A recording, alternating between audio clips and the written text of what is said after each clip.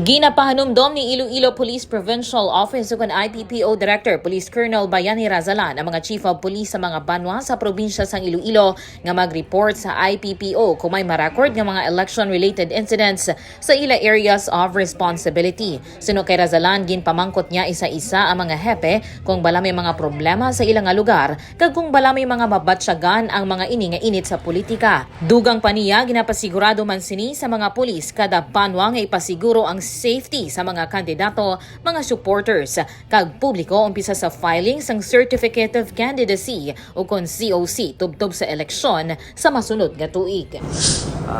Tinanong ko naman sila isa-isa kung anong mga problema sa areas nila. And those sinasabing mayroon nang nararamdaman na konting friction, I remind them na dapat yung personnel natin ay nandun lang sa area.